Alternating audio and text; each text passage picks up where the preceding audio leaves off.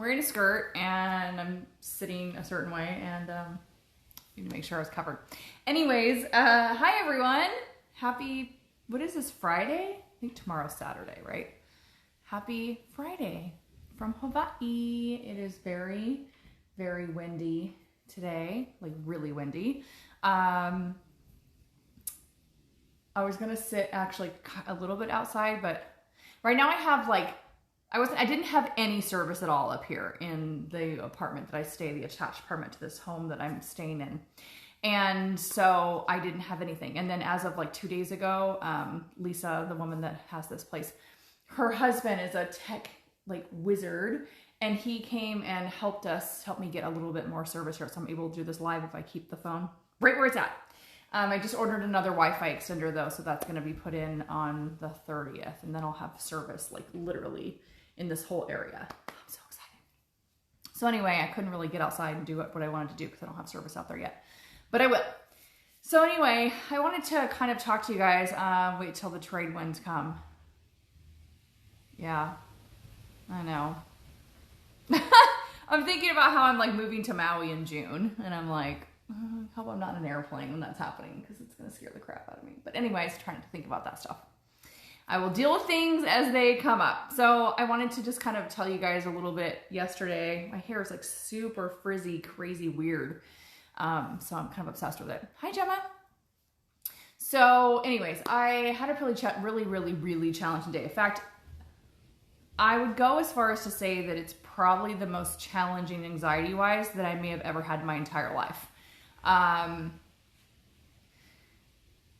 When I tried to do the drive 2 weeks ago and I had the panic attack, when I haven't had a panic attack driving in like a really long time, like a full-blown panic attack, not for a really long time. And that really set me back. Like it set me back in a lot of ways. And I tried really hard to not let it do that, but it really threw me for a loop because, first of all, I've been telling everyone that I'm like completely over the agoraphobia and I've completely healed myself past 14 years of blah, blah, blah. And I wasn't doing it on purpose. I just hadn't realized, and I'd forgotten, I guess, that I hadn't done the original wound of, original event of when that happened, which was driving by myself. And when I tried to do that, unbeknownst to me, that didn't work so well. And so, yeah, I started questioning a lot of things, and I started thinking, okay, I'm even scared to like be a passenger in a car at this point. So what am I gonna do? I mean, I cannot go backwards. Like it's not an option. I can't do it. And so, as you all know, most of you anyways, I went out and I drove like a couple days later, and I went about 5 minutes by myself, and then I turned around and came home. And because I wanted to, hi Juliet, hi Saeed. I wanted a win, I wanted to be like, okay, I want at least need to get out of the house. And, yeah, I did. And then there was no car here for like 5 days. And then Lisa and her family came home, and, she's like, I can't make it out to get groceries. And I needed to get groceries. And so she's like, can you just go up to the store and get them? And the closest store is that store, which is the drive I made before last week when I had the panic attack. And I was like, yeah, I need to go work on that anyway. So I got in the car and I got 7.5 minutes down the road, which is it's like a halfway point, which is always the hardest part for me, is getting to that halfway point and realizing that if I go any further, I've gone too far to turn around to basically, save myself from having that horrifically scary panic attack. And so I made it 7.5 minutes and had to turn around and come home. So I turned around and I came home, and she was like, you're back? And I was like, yeah, I didn't make it. And she's like, okay. She's like, well, I'm going to go tomorrow, and we'll just go tomorrow, and I'll go, you can go with me. And I was like, okay. So I really tried to have compassion for myself and tried to just be like, okay, you're not a failure. You are not a liar. You're still made it through so much of what you've done, and the techniques that you've been using have been working. But it got me scared to leave the house again. It got me scared to, just like I say, even be a passenger in the car. And it brought up so much stuff in me that I ended up panicking in a way at home that I never, ever, ever have before. I really thought if I left the house that I was going to have a panic attack so bad that like an ambulance was going to have to be called. That's never happened to me. And I realized all this is being triggered because the other morning, you know, I've been saying constantly, the thing I teach is we're our own safe place. There is no safe house. There is no safe person. There is no magical item that makes us feel safe. There is nothing that makes us feel safe. Yes, we can feel safe with those things. We can feel safer with people, obviously. But in the end, those things and people can be taken from us. What happens when the thing we make are responsible for our safety is now gone? We're right back at square one. And I had this realization that everything that's happening is coming from me. I'm the reason it's happening. Hi, Mia. I'm the reason it's happening. I'm the reason that I'm feeling all of this. Me. It's all coming from me. There is nothing outside of ourselves. And even though I've been saying all this, it hit me. Like it like connected. I was like, oh shit. Like it's all coming from me. That thought gave me so much anxiety that I almost had a panic attack right then and there. I don't have panic attacks at home. Okay. This is all this stuff is coming up. It's really, really interesting. It's coming up to be released, but yesterday it was so bad that like, I don't reach out to people and say, hi, I'm struggling. Can you help me today? Can you talk to me today? Like, that's just not who I am. And I reached out to 2 different people and was like, I'm really struggling today. Can you talk? And, Rhea was one of those people and Jacqueline was one of those people. And Jacqueline wasn't able to talk right away because she had a coaching client, and Rhea was so kind to speak with me, and she got on the phone with me, and I was like, hi, Natalie. I feel like I am going to have a panic attack so badly that I'm going to end up in a hospital. Like an ambulance is going to have to be called. I'm going to end up in the ER. And I said, I feel that freaked out. I feel that scared. And, so of course she was just kind and nice and let me vent and all the things, but I still didn't feel better after talking. And not that it was anything that Rhea did or didn't do. I just was still too panicky. And then I talked to my friend Jacqueline, and Jacqueline, who's also a psychic, she was like, I don't really pick up that's what's going to happen. It's just that you're going to have to surrender more. In fact, she was like shuffling her cards, and a couple of cards flew out, and one was surrender, denial. It was a surrender deck, so they're all going to say surrender, but it was surrender, denial, surrender to ego, and there was one more, but it was just kind of interesting. That surrender denial wasn't there because I just, and it's funny because I'm hypoglycemic. So a lot of times I will eat and because I'm anxious, and I try not to do that, but I was eating because it was time for me to eat. And I noticed, hi, Ashley. I noticed that when I was eating, which normally puts me at ease, especially if I'm having low blood sugar issues, it was doing nothing for me. And so it wasn't a blood sugar issue. I realized I was like, okay, I'm eating and I'm still panicking, like beyond panicking. And so then that scared me. And it seems to be happening exactly what I've been talking about, which is like, there is no safe thing there. Even the food at some point is probably not going to be a safety thing for me either. I've always known in the back of my mind that I'm not like completely hypoglycemic. I definitely have low blood sugar issues, but I notice when I clear really big things, I can sometimes go 5-6 hours without eating. That's not a blood sugar issue. So while there are times that if I have gone 5 or 6 hours or something that I do start to feel shaky and whatever, I'm starting to realize that the food thing is one of my deep subconscious safety things that I'm going to have to work on trying to release. So anyway, I just noticed in that moment that when I was eating, I wasn't feeling relaxed. I just no matter what I was doing or thinking or talking to somebody, all the things was happening exactly what I've been saying, which is there is no safe space except for you. So I was left to do the only thing that I could do, which is to keep repeating, I surrender and I let go. There was nothing for me to do in that moment. I surrender and I let go. I surrender and I let go. I knew that Lisa was coming, they went somewhere, we were going to come back. I knew that when she came back, I was going to have to get in the car and I was going to have to go and get in the car. And I was scared. I was scared to even be a passenger at that point when I'd worked through all of that. and I was exhausted. I'd been crying, like hysterically crying so hard that I was coughing and like thought I was going to be puking. So I was over the toilet, like almost puking in the toilet. Like that's how much it was coming out. And I don't know about you guys, but like when I'm already anxious and I start crying, it literally makes the anxiety 10 times worse. It's like the adrenaline's now pumping, my heart's, it's all the feelings that anxiety feels like is now happening like tenfold, which then pisses me off because I feel like I can't even like, I'm too much for myself, you know, like I can't even cry properly. I can't even release the way I want to release because that too makes me feel scary and like I'm going to pass out and feel fucking weird. And that was the thing I kept saying too, was like, it's just too much. Like the feelings are too much. I can't handle it. I can't handle it. I can't handle it. And it's interesting that those words were coming up because I'm rereading a book called Fear. I'm going to read your guys' comments in a minute.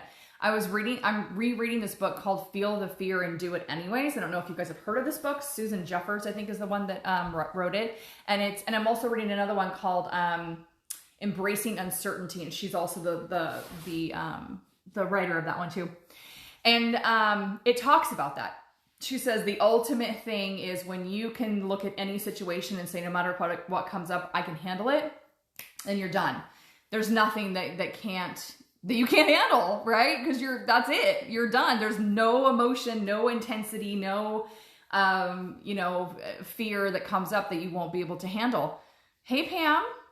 Okay, what did Ashley say? Once I had a great friend suggest that I eat food when I'm trying to ground. Always thought that was interesting and it stuck with me. It's funny that you say that because the very first panic attack I ever had, I was like, how old was I? I think I was like 8 or 9, maybe. And we were driving, my grandparents were in the back seat. My mom was driving and I was in the middle of my grandparents. And we were driving in between California and Nevada. And there's a part between California and Nevada where the elevation changes and it feels like you're literally floating. And nobody warned me about this feeling. So when it happened to me, I instantly, because I've always been that way, I instantly felt the difference in my body and I started to have a panic attack and I was freaking out. We had to pull over. My grandma's like, maybe you just need to eat. And then she gave me food. And of course, the food didn't do shit, but my brain, I think, did attach that at some point. So when I went through trauma again 14 years ago, I think there was some stuff that definitely got re-triggered. I'm the opposite. I can't eat anything when I go out. I won't eat until I'm home again, right? Gotta remember St. Love. Thanks, Ashley. Yeah, so it's just different how we deal. And I used to be that way. I used to be when I get anxious, I would get upset. I wouldn't eat at all for like the whole day almost. It was just kind of crazy. But anyway, so Lisa's getting ready to take me. I'm freaked out. I'm scared. I'm thinking, oh shit, I am going back to fucking square one. I'm going to have to tell everyone that I was wrong and that, so all this pressure. There's all this pressure. I have to get food. I've ran out of food and I have to get food. There's the pressure of that. Fuck. So anyway, she comes to get me and the same thing happens. What has always happened, which is I'm like, fuck it. I got to get in the car. I'm going. And I'm not joking, you guys. We get up around the corner, even though I've been bawling my face off and I'm super fucking upset. The anxiety basically, it's there, but it's like nothing compared to what it was a minute ago. Like nothing. In fact, I looked at her and I go, I was really dreading getting in this car. I didn't even know if I'd be able to do it. And you know what? I actually am relieved to be in this car. It's almost like there was so much energy that was swirling around in my bedroom and in the environment that once I got in the car and on the road, it was like, it just like almost left me completely. This is just another thing to remember that it is all in our heads. It is a physical thing that we are experiencing. It is scary as shit, but it is all in our heads. It is a mind fuck. And it's so hard for those of us that experience agoraphobia and panic attacks for somebody to tell us, oh, it's all in your head. Because that's something that people who don't understand tell us. It's almost like, oh, it's all in your head. Just get over it. So even though it is all in our head doesn't mean that we can just get over it just because we know that. But it is nice to know that, again, it's all coming from us. If it's coming from us, that means we also have the opportunity to heal past it and have a decision to make around realizing that we do make a decision. While I felt like I couldn't get out of the house and I couldn't get on the road and I couldn't do these things, it wasn't that I couldn't, it was that I was choosing not to, and that's different. Wednesday, I drove on the highway again and completely panicked to the point I almost got into an accident. Oh, honey, I am sending you so much fucking love, Natalie. I'm so fucking sorry, girl. I know what that feels like. I do. That's exactly how I felt when I was on the road the other day. Like I got into an accident. That's how my original panic attack, not the one with my grandparents, but the one from 14 years ago that brought on agoraphobia. That happened to me. And I moved my car across 2 lanes of traffic, a very, very busy highway. Angels, because I don't know how I did not hit cars. There's always cars constantly, even in the middle of the night, and somehow there was no cars when I did that. And I went across 2 lanes of traffic and just tried to get my car off the road because I just couldn't do it. So I'm just sending you so much love. I know that's scary. Give yourself a couple days, okay, to like process that. And whatever you do, try your hardest to not say, great, I knew it. I can't get past it. I'm never going to get past it. I'm back at square one. I noticed that whenever I would catch myself saying that, I would say, that's not true. I remember some of the facts, right? And the facts are, and for you too, okay, the facts are, no, I have worked past all of this. I have been able to do these things. I moved myself to Hawaii, bring up the things for you. I drove the other day. I am able to get out of the house. That was a bad day, but I'm still able to do X, Y, and Z. And if you can't get into that feeling, the last thing to do really is to just start saying, I surrender and I let go. And that really did help me, because that's what's needed. We need to surrender into the fact that we don't feel like we have control over anything, or our emotions, or how we're feeling, or any of the things. Because it's true. Like there isn't a safe place. Home is not safe. It's fucking fake. Hi, Anne Louise. It is fake. Home is not fucking a safe place. It's not. It's fake safety. If it was real safety, you would feel released from it to the point where you would have no more anxiety and it would be done and over. It's fake. The only real safety we have is ourselves. Yes, I've been trying to get into that mindset. Good for you. It's hard. It's hard. Even for me, who I consider myself a fucking expert. I've done 95% of this work. And that's the thing I told myself too, was like, of course, this last part is going to be super hard, and I'm going to have to basically start with my processes all over again with it, because it's the original thing that happened.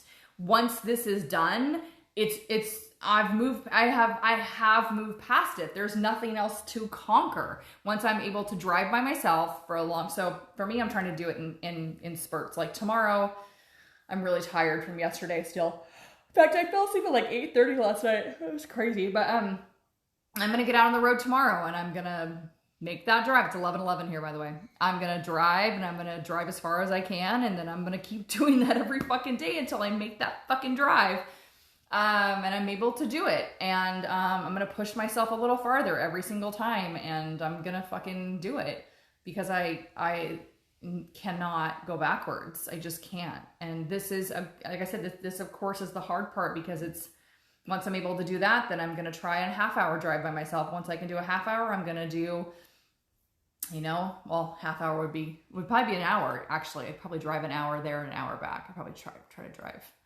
And then I want to hit a freeway, which there aren't really freeways here in Hawaii, at least not where I'm at. It's all like highway stuff. There's only one road to everything. So it's basically the freeway. But once I've done that, then it's over. And so the ego, once it realizes that this is the end of something, this is something where you're not going to have to, the ego's not going to be needed any further. Your inner child, your ego starts to freak out, and it starts to do whatever. Hi, Debbie. It starts to do whatever it possibly can to get you to stay safe. It's trying to keep you safe, so you don't have to feel that fear. You don't have to feel those things. And so the closer you get to demolishing that, and just what's the word I'm looking for? Disperse of it, just make it go away. This is the word I'm looking for, but I can't think of it. Anyways, it goes tenfold, and it will do all the tricks and all the things to try to get you to fucking stay home. So, this was a big deal. This was a really big deal. And I didn't say this in the beginning, but I had a reading done by Wendy Kay. And the first thing she said was, "You're not going to like this, but the very main message I have, Natalie, I got to go with sending you much love and positive." Thanks, girl. I love you so much, Natalie. You keep fighting that good fight, girlfriend. It'll pay off. She was like, I hate to tell you this, but the first thing that came to me was surrender for you. You're supposed to surrender. And I was like, how the fuck? I've already been surrendering. They're like, yeah, you need to surrender more. And okay, awesome. Surrender and let go. And then she's like, she's like, well, and the next thing I'm going to tell you is I'm picking up that you were raped at the age of 7 or 8. She's like the third psychic to pick that up, that I was not only raped, but that I was raped at that specific age, 7 or 8. And she says it was only one time that she sees it happening. She goes like, but you need to acknowledge it. And I show you, even though you won't have to remember what happened, I show you having to physically process all the information. She goes, and I see you throwing up from it. So what happened the other day when I was like heaving over the toilet and all this emotion was coming up and I couldn't figure out what was happening. I felt super out of control and I was just like, oh my God, she was right. Like, she's like, and I picture you having to deal with it for like a week. So, she's like, and when I told her what was happening, she's like, yeah, you're releasing a lot of things like on an energetic and body level of trauma that you can't remember. And so that's on top of all the other things, and that's happening also. It's like, it's never fucking like easy at all. And that's another thing too. I just was like so pissed. I'm like, I told the universe to send me to the one place in the world where I'd be the happiest. And I was like, motherfuckers, I'm not happy right now. I am not fucking happy. I am fucking upset. Want my own place. I feel like I'm a burden in some aspects of my life right now. And I'm just like, no, like what is going on? And so it was like all these things.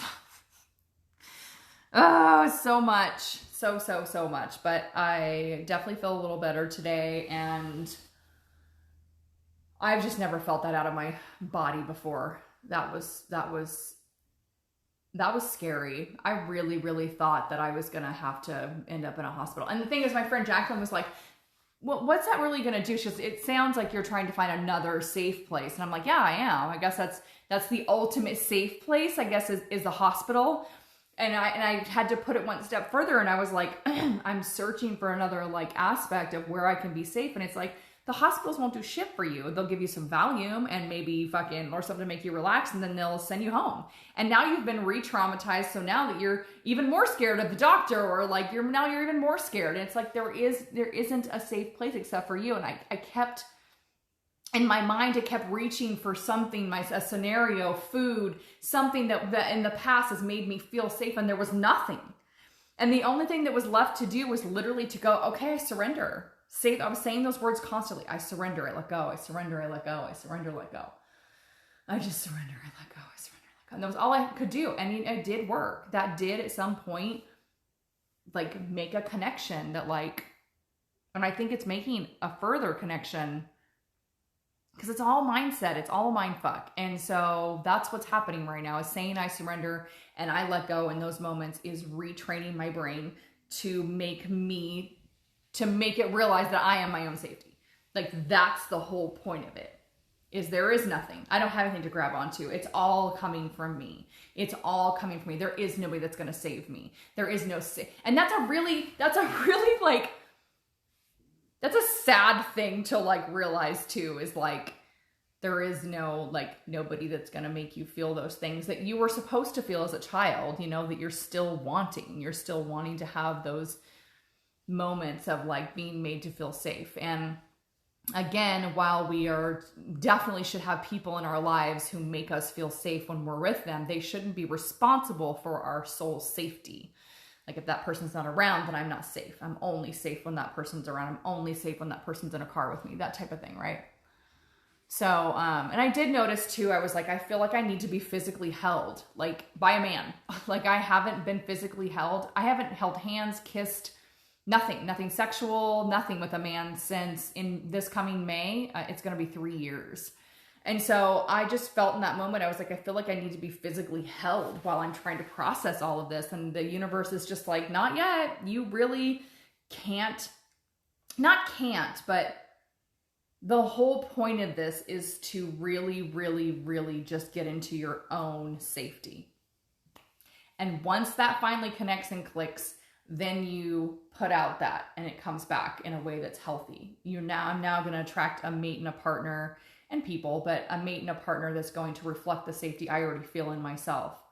So that I don't have to make that person a sole responsible safe space for me, because nobody's perfect, and nobody should have to carry that for anyone. Hi, Jenna, I'm sorry. Jenna Rose. Nobody should have to carry that. That's too much. You shouldn't have to be the sole safety for somebody else either. That's not okay that somebody does that to you. They should be doing that for themselves. And so the universe, my higher self, what's required of me is really making me do that. It's saying, okay, well, you've been saying it in your brain. This is what happens too, you guys. Your mindset, this is why I changed my title to a mindset coach, because it's the basis for everything. That's what I teach about everything. If you start saying, I'm my own safe place, I'm my own safe place, I'm my own safe place. There is no safety but me. There is no safety but me.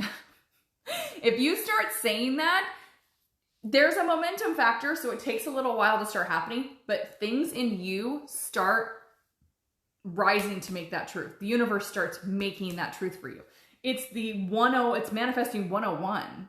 If you are saying something and you mean it, hi Lynette, and you mean it on the inside, you're like, I know, it's the truth. I'm my own safe place. There is nothing else that's safe for me but me. Guess what? You're going to fucking experience that. You're going to get to a place of situations and people and things that will trigger these things to make you learn that and realize that that's really what's happening. So careful what you ask for.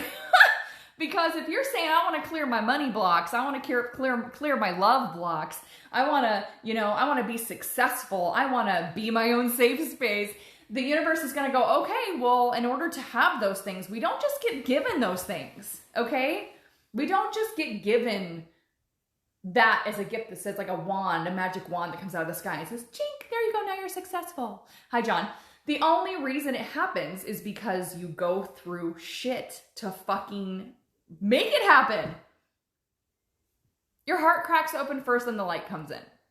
The decision comes first, and then the feeling. It's not ever going to be this like beautiful, I don't know. When you're clearing things, it's not always, hardly ever. It's like 99% of the time it's going to be a scary type thing. Another thing that I say all the time is you find safety in being, hi Kayla, you find safety in being unsafe first. How else are you going to prove to yourself you can make it through shit? It's the decision first and then the feeling. Again, the feeling doesn't come first. You don't feel safe. And hi Ria, you don't feel safe and then go out into the world. That doesn't normally happen. That's like a 1% chance that that's ever going to happen.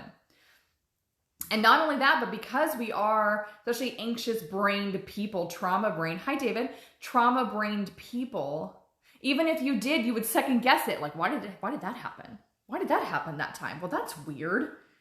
And you wouldn't have a reason for it, and then you'd make up something, and now you have anxiety and friggin' shit all over again. There has to be some type of logical thing that's happening with all the illogical stuff that you're feeling. So yeah, you have to dive into the unsafe stuff first. That's why my techniques and my program that I will be doing is based on getting your body relaxed first. That's why I do the point of view driving videos and have people do those first. It's like there's a full body relaxation technique while watching the point of view driving videos, so that you're getting all of that anxiety out in a safe space and you're working on relaxing your body at the same time. And you do that for so many times, like it's like a 2-week process, that by the time you leave the house, your body, even though in your mind you're like, oh God, I'm scared, how's this gonna work? I don't know how it's gonna work. Your body literally just goes, oh, we're relaxed in this. We've already been doing this. We've already been taking in the stimuli, right? The stimulus. I've already been stimulated this way and I already know what's going on. And that's why a lot of times when you are scared, me anyways, I've been scared to leave the house and I'm like, but I gotta go. I'm not giving into rational fear. And I get out on the road and I'm like, oh, okay, everything's fine. Now again, what happened last week when I panicked, even though I've had that experience of relaxation in a car, I hadn't driven by myself yet. Or been just in a car by myself driving. That's not true. I drove home, but Lisa was driving in front of me. And so that's why I think I made it and I was okay, because I knew she was in front of me and that was a safe person for me. And so when I get out in a car by myself and I'm driving down the road and it's just me and it's now I'm re-triggered with all of the trauma that happened 14 years ago, the original thing that happened, it becomes a lot harder. in that moment. And you have to really go back, and I'm just going to have to go back to the processes all over again. Do you believe that having to go through stuff to get to what you want is a limited belief? Or do you think if we clear the belief, we can instantly manifest? What's your thought? So I think with certain things, you most definitely can go past that. But when it comes to agoraphobia and anxiety and those types of things, I personally don't believe that's true. You can't just, that's like the people telling us, well, it's just in your mind. If you would just decide, then you can just do it. I don't think that that's possible, because it's a trauma brain. It's not just something we can just decide to do. And when people tell us that, then we go out and we're like, you know what, you're right. I'm just going to decide to do it. I mean, that was one of my biggest things that kept me held back for a long time, because I'm this super big, powerful energy, and I help women break through all these barriers. And then I couldn't, for some reason, get myself out of the fucking house for 10 minutes down the road. And I used to shame myself for that. Like, why the fuck? How do I know I'm this big, huge, massive energy, and I'm so fucking powerful, and I know all my self-worth, and I know I have my stuff, but I still can't get the fuck out of the house? What the fuck is that all about? And I would get angry. I would get really mad at myself, get mad at the fucking universe. And then I had to realize that, like, my body doesn't, just because I'm making a decision, it's a mind-body connection that has to happen. You work on the mind. Yes, the mindset has to be that you have to have a death grip of a decision, that you're not giving into irrational fear, and you're not fucking going backwards. Okay, bye, Pam. You're not going backwards. You're going to keep fucking going forwards no matter what. And it's that decision that does keep you going, because you tell yourself, you know, oh, well, if I go home, what does that get me? It gets me nothing, because I know what going home gets me. Fucking 14 more fucking years of being stuck and missing birthdays and funerals and hanging out with my girlfriends and weddings and, you know, whatever, right? Seeing my friends' kids, all their Christmas programs. I mean, all the things like that. I know that home gets me that. So it's that decision, first of all, to just not give into irrational fear that keeps you going. But then on top of that, there has to be some type of body relaxation. There has to be something that is releasing for your body. And there's a meditation practice that I also do that I haven't done in a while either. I'll tell you that I haven't been feeling drawn to meditate or do these things. And so I need to get back into my processes and do this. I agree. I think it depends on the subject. For example, I can instantly manifest seeing a bunny after I thought it, but manifesting a partner isn't the same, because there's layers of trauma that need to be lifted. Yes, girl. It's all about the resistance attached to manifestation, right? Hi. Is it Sabra? Am I saying that right? Thank you for message, Queen. Thank you for sharing this. Oh, I love you, girl. Thank you for hopping on and commenting and watching.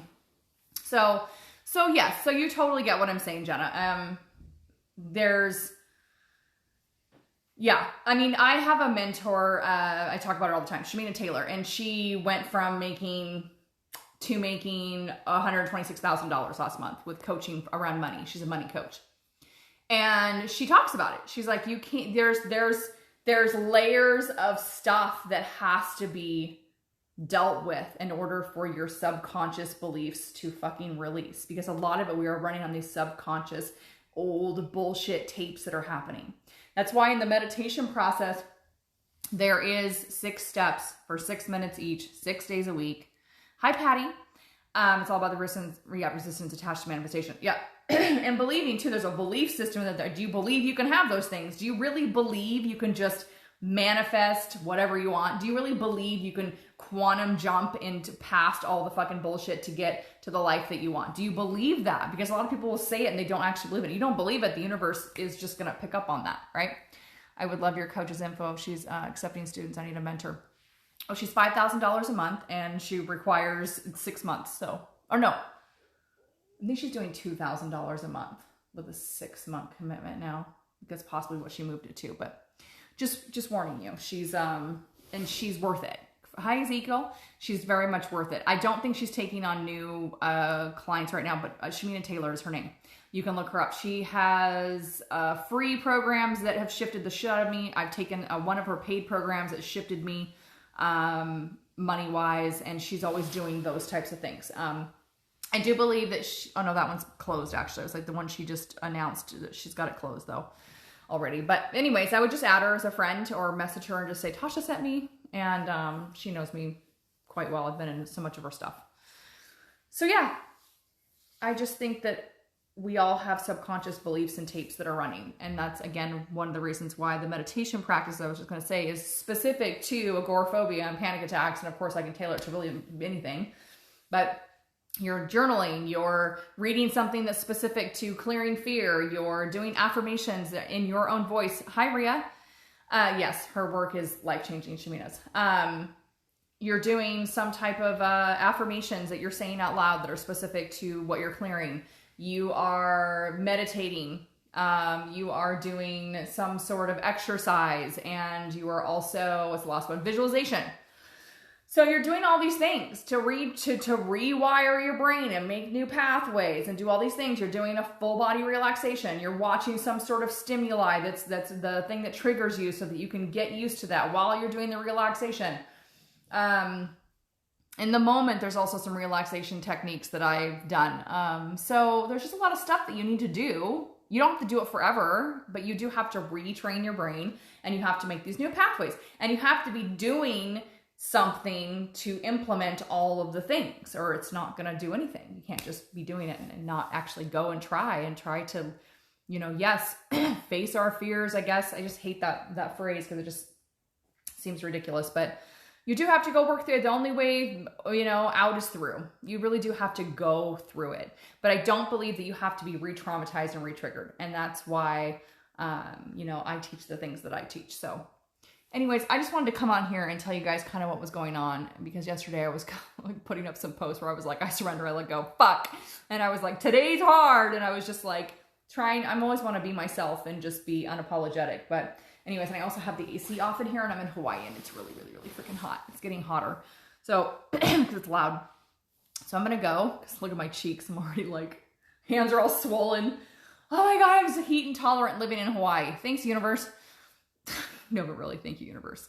So anyways, hi, Michelle. So, this will be posted on my YouTube channel. I post a lot of things on my YouTube channel that have to do with Hawaii and my journey. So if you want to subscribe to that, you can. I will put a link in here. So I love you guys. Thanks for watching. I'll catch you on the next one.